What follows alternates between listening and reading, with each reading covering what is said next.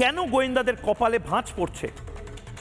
এই লালমনির হাট, মাথায় রাখুন, লালমনির হাট বা ওপারে চ্যাংড়াবান্ধার ওপারটা বাংলাদেশ সাইডে, সেখান থেকে মেখলিগঞ্জে আসতে বা যে 3 বিঘা করিডোর রয়েছে সেখান দিয়ে ভারতে প্রবেশ করতে বেশিক্ষণ সময় লাগে না। আমার ভয়টা এই কারণে লাগছে যে এখন পাকিস্তান বাংলাদেশ ডিরেক্ট ফ্লাইট চালু করে দেওয়া হয়েছে। এখন প্রতি সপ্তাহে একটা করে পাকিস্তানের জাহাজ, যেটা আমরা চিৎকার করেছিলাম, যেটা আমরা বারবার বলেছিলাম, পেঁয়াজের জাহাজ বলে বলে অস্ত্রের জাহাজ এই মুহূর্তে নিয়ে আসা হচ্ছে পাকিস্তান থেকে, করাচি থেকে, ইসলামাবাদ থেকে। এখন ঢাকা বা চট্টগ্রামে আসা খুব সহজ হয়ে গেছে। আইএসআই মোহাম্মদ ইউনুসের নেতৃত্বে যে সরকারটা চলছে, মাফ করবেন, মেরুদণ্ডহীন মোহাম্মদ ইউনুসের নেতৃত্বে যে সরকারটা চলছে, তাদের আমলে অত্যন্ত সহজলভ্য হয়ে গেছে পাকিস্তানিদের কন্ট্যাক্ট করা এবং এপারে চলে আসা। এবং আজ না হয় কাল শিলিগুড়ি করিডোর আমাদের একটু বেশি ভাবতে হবে যে জায়গাটা তৈরি হচ্ছে কেন। চিন্তার ভাঁজ, গোয়েন্দাদের কপালে চিন্তার ভাঁজ। একবার দেখে নেব ফুল ফ্রেম গ্রাফিক্স, দেখে নিই। এই মুহূর্তে অনেকগুলো ক্রোনোলজিক্যাল ঘটনা ঘটেছে। 2024 জানুয়ারিতে চ্যাংড়াবান্ধায় গরু পাচারকারী গ্রেপ্তার এবং তার থেকে বাংলাদেশের হ্যান্ডলারের নাম্বার পাওয়া যায়। কেন্দ্রীয় গোয়েন্দা যারা রয়েছেন তারা বলছেন চ্যাংড়াবান্ধার লরিতে লুকিয়েছিল অনুপ্রবেশকারী, তাকে গ্রেপ্তার করা হয়। আবার ফেব্রুয়ারি 2024 চ্যাংড়াবান্ধায় গ্রেপ্তার হয় বাংলাদেশি পরিবার, তাদেরকে আবার পুশব্যাক করা হয়। মার্চ 2025 5 জন বাংলাদেশি, তাদেরকে সীমান্তে ধরা হয়। মে 2025 মেখলিগঞ্জে ঢুকে বেলডাঙ্গার ইমাম সেলিম, যেটা সবচেয়ে ভয়ের কারণ, এই সেলিমের সাথে রোহিঙ্গা যোগ। জুন 2025 কোচবিহারে আত্মসমর্পণ করে বাংলাদেশিরা এবং এই বাংলাদেশিরা যে পালিয়ে এসেছে তাদেরকে আবার পুশব্যাক করা হয়। জুন 2025 মাথাভাঙায় আটক বাংলাদেশি এবং এখন সেপ্টেম্বর 2025 বাংলাদেশে মোহাম্মদ আলী জিন্নার মুখ আলা পাকিস্তানি যে নোট, সেই নোট মেখলিগঞ্জে ঢুকেছে কিনা আমরা জানি না, কোথা থেকে এলো এই টাকা আমরা জানি না, কিন্তু এটা যথেষ্ট চিন্তার কারণ হতে পারে। নজরুল ইসলাম সাহেব, আপনি দীর্ঘদিন ধরে বিভিন্ন জেলাতে এবং অবশ্যই মুর্শিদাবাদের মতন সেন্সিটিভ জায়গাতে কাজ করেছেন, কর্মরত ছিলেন। এই জায়গাগুলো নতুন নয়, এখান দিয়ে যে অসামাজিক কাজ হয় সেটাও নতুন নয়। ভয় হচ্ছে যেভাবে পাকিস্তানিরা উঠে পড়ে লেগেছে এবং অপারেশন সিঁদুরের পরে যেভাবে পাকিস্তানি হ্যান্ডলারদেরকে বিভিন্ন সময় ট্রেস করা হচ্ছে, রেড অ্যালার্ট জারি হচ্ছে, মমতা বন্দ্যোপাধ্যায় বড্ড বেশি তার প্রশাসনকে বোধহয় ক্যাজুয়াল রেখে দিয়েছেন। এগুলো নিয়ে যেন চিন্তা নেই, ভাবনা নেই, সমস্ত চিন্তা হলো ভারতীয় সেনাবাহিনীকে কি করে তের্যক মন্তব্য করা যায়। নজরুল ইসলাম সাহেব, দেখুন, যেটা জানা গিয়েছে 10 টাকার এবং 100 টাকার দুটো নোট প্রফুল্ল রায় বলে একজন দোকানদার কুড়িয়ে পান, তিনি সেটা থানায় জমা দিয়েছেন। সেটা নিয়ে পুলিশ তদন্ত শুরু করেছে। এবং আর একটা জিনিস জানা গিয়েছে যে আপনিও চ্যাংড়াবান্ধার কথা বললেন, যে সেখান থেকে আমদানি রপ্তানি হয়, স্বাভাবিকভাবে সেখানে যে কারেন্সি এক্সচেঞ্জের জন্য ডিলাররা আছেন, কিন্তু সেখানকার ডিলাররা বলেছেন যে আমরা পাকিস্তানি কোনো কারেন্সির এক্সচেঞ্জ করি না, দিও না, নিও না।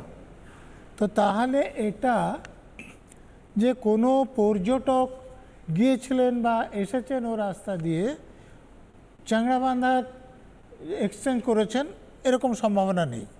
তাহলে একমাত্র হতে পারে যে কেউ অনুপ্রবেশ করেছেন, অতএব তার কাছে এই টাকাটা ছিল, অথবা যে স্মাগলার, সাধারণভাবে যারা ওখানে স্মাগলিং করেন, তাদের কাছে এই টাকাটা ছিল। এ দেশে আসার পর মনে হয়েছে যে এই টাকা রাখা বিপজ্জনক এবং এর টাকার দামও খুব কম। এটা বোধহয় জানেন আপনি যে আমাদের 1 টাকা, পাকিস্তানের 1 টাকা দিলে আমাদের এখানে মানে এটার ভ্যালুয়েশন ইন্ডিয়াতে কিছু নেই। অতএব 10 টাকা যদি না কেউ কালেক্ট করে বা এটা কারোর পকেট থেকে পড়ে যায় বা কোনো একটা বড় প্ল্যানিং এর অংশ থাকে। অনেকে বলছেন এই মুহূর্তে গোয়েন্দা সূত্রে আমার কাছে যে খবর আসছে, এটার হাওয়ালারও একটা কানেকশন থাকলেও থাকতে পারে। না, সব থেকে বেশি কারো কাছে যে কোনোভাবে এসেছিল সে টাকাটা নিয়ে আসুন, অথবা তার কাছে অন্যভাবে পৌঁছাক, কিন্তু সে এটা বুঝেছে যে এটা রাখা বিপজ্জনক এবং এই টাকার দামও বেশি নয়। যেমন 100 টাকার নোট মানে আমাদের এখানে দিলে ও চেঞ্জ করলে 31 টাকা পাবে, তারও বা কিছু ফিস নেবে চেঞ্জ করার জন্য, অতএব সে ফেলে দিয়েছে এটা বলেই আমার মনে হয়। মানে নজরুল সাহেব, এটা কি হতে পারে যে কোনো বাংলাদেশি অনুপ্রবেশকারীরা যে এপারে আসার চেষ্টা করছে এবং এই কোচবিহারের চ্যাংরাবান্ধা হোক বা মেখলিগঞ্জ হয়ে হোক তারা আসার চেষ্টা করছে, এটা হতে পারে। কিন্তু ভয়ের ব্যাপার যেটা আমার বারবার যেটা টেনশন হচ্ছে, এই বাংলাদেশি সে এমন কোনো অ্যাসাইনমেন্টে ছিল কিনা যেখানে তাকে পাকিস্তানে হয়তো যেতে হয়েছে, তার পকেটে বা কোটে, আমাদেরও অনেক সময় অনেক বাসের টিকিট হয়তো প্যান্টের পকেটে থেকে যায়, বা কোটে হয়তো দীর্ঘদিন পুরনো কোনো কাগজ, হয়তো এই মুহূর্তে আমার পকেটেও এই মুহূর্তে একটা সাদা কাগজ আমি দেখতে পাচ্ছি, পকেটে হাত দিলেই হয়তো কাগজ বা একটা দুটো নোট হয়তো পয়সা হয়তো থেকে যেতে পারে। এই যে অনুপ্রবেশকারী যদি ধরে নিই, সে যদি বাংলাদেশি হয় তাকে তো পুশব্যাক করা হবে ইত্যাদি ইত্যাদি, কিন্তু এই বাংলাদেশি যদি পাকিস্তানি কোনো হ্যান্ডলারের সাথে যোগাযোগ রেখে পাকিস্তানে গিয়ে বা পাকিস্তানি নোট নিয়ে ডিলিং করার পরে এপারে চলে আসে এবং তারপর তার হয়তো মনে হতে পারে যে এই নোটটা তার পকেটে ছিল, সে ফেলে দিয়েছে, মুঠো করে ফেলে দিয়েছে, কারণ নোটটা দেখেই মনে হচ্ছে, আমি সেই ছবিটাও বলবো যে একদম মুচড়ি করে ফেলে দেওয়া যাকে বলে, এটাও তো সম্ভাবনা থাকতে পারে। দেখুন, ফেলে দেওয়া সেটা যদি কোনো গোপন জায়গায় ফেলতো, কোনো জলে ফেলে দিত কি জঙ্গলে ফেলে দিত, তাহলে এত সহজে পাওয়া যেত না। ঠিক, এটা একটা দিক। আর একটা দিক আছে যে সে লোকটা যদি সাধারণ বাংলাদেশের অনুপ্রবেশকারী বা স্মাগলার হতো, তার কাছে পাকিস্তানের নোট থাকার কথা নয়। অতএব যার সঙ্গে এটা আসুক, তার সঙ্গে পাকিস্তানে যাওয়া আসার বা ব্যবসার বা আপনার হ্যান্ডলিং কিছু পাকিস্তানের কোনো কানেকশান থাকবে। এবং আমাদের যেটা চিন্তা ভাবনার কারণ যে এই নোটটা ওখানে কিভাবে আসলো, এবং যদি কোনো লোক নিয়ে আসে তাহলে সেই লোকটি কি জন্য এসেছেন, সে তো এখানে তীর্থ করতে আসেনি, আপনি কিছু খারাপ কাজ করবে। এত সিনিয়র একজন অফিসার, এত দিনকার আপনার এক্সপিরিয়েন্স, আপনারও এটা মনে হচ্ছে, আর মমতা বন্দ্যোপাধ্যায় মাননীয় মুখ্যমন্ত্রী তার মনে হচ্ছে না, বা রাজ্য পুলিশের মনে হচ্ছে না, মানে এটা যেন ভাবনার বিষয় নয়, মমতা বন্দ্যোপাধ্যায়ের প্রায়োরিটিগুলো যেন অন্য হয়ে যাচ্ছে। মমতা বন্দ্যোপাধ্যায় বিধানসভায় দাঁড়িয়ে তিনি ট্রাম্প, তিনি ইসরায়েল, প্যালেস্তাইন, রাশিয়া ইত্যাদি সব কিছু নিয়ে বলছেন, তিনি সেনাবাহিনীকে নিয়ে বলছেন। মমতা বন্দ্যোপাধ্যায়ের এটা প্রায়োরিটি হওয়া উচিত নয় কি, যে এটা ইন্টারনাল সিকিউরিটির জন্য একটা বড়সড় দিক হতে পারে?